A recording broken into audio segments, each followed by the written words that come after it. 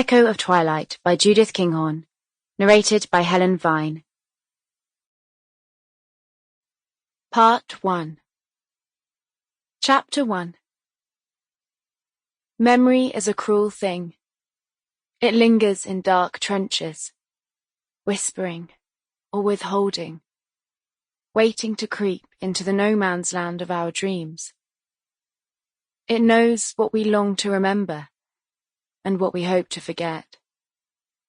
And it knows hearsay and imagination will cover any gaps. But I knew only what I had been told.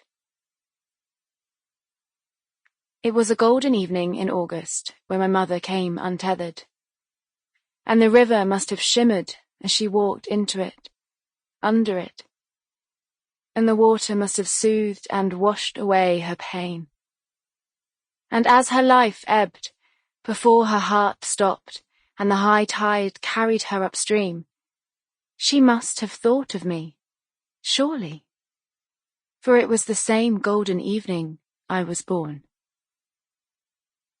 That my beginning coincided with my mother's end often made me wonder about a continuum, whether the passion that flooded her senses that day had leaked into me, whether my name, too, would one day be unutterable.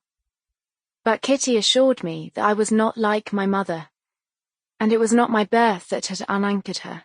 She said, illicit love had been her undoing.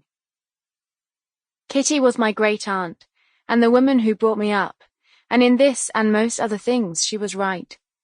I was not like my mother.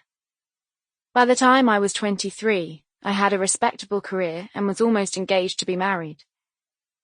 By the time I was 23, I had lived in 5 different counties and had at that time a vague notion to try all of them, every county in England.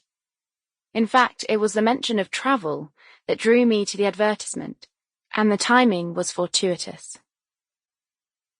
Only a few days later, Mrs. Bart tearfully informed me that she was to move in with her sister. Naturally, I didn't tell her I'd already applied for a new position. I said how sorry I was, and she told me that she and Mr. Darcy were very sad, too. This was a blatant lie. I knew the incontinent pug hated me as much as I hated it, but Mrs. Bart said she would make sure I was remunerated for the inconvenience and promised me an excellent letter of character. My year with the old lady had served a purpose.